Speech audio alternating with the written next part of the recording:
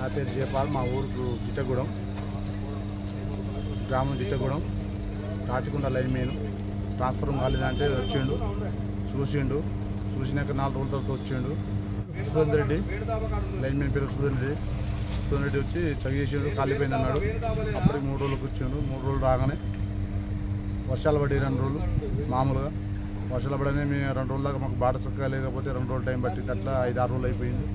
ఆ ట్రాన్స్ఫర్ పట్టుకొచ్చి ఇలా డబ్బుటేషన్ అప్లై చెప్పగానే వీళ్ళు 3-4 రోజులు అవుతుంది ట్రాన్స్ఫర్ వచ్చేదానికి అని అంటుండు. ఆ ట్రాన్స్ఫర్ మీద దాదాపు ఒక 15 ఎకరాల పొలం ఉంది.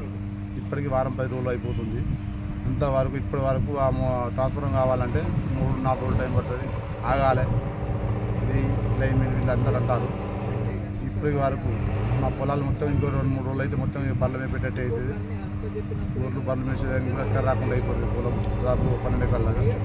ఇది ఒక్కటి మా ప్రభుత్వం తరఫున మాకు ట్రాన్స్ఫర్ కావాలని కోరుకుంటున్నాం. ఏమంటాను అడిగితే మరి ఈ 3 రోజులు అంటుంది.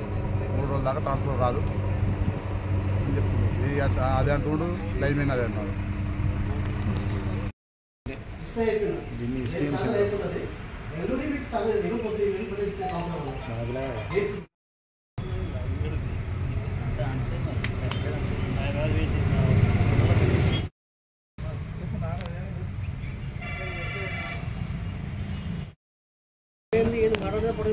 ఏమైతే ఏం కదా, ఆగు నువ్వు నాగరా ఆగు అన్నీ ఉండే దాన్ని అట్లా పట్టుకోండి. 6 రోజుల నుంచి 3 రోజులు అంటే రైతు 3 రోజులు కలిసి పోవాలన్నా? సమస్య ఎందుకు?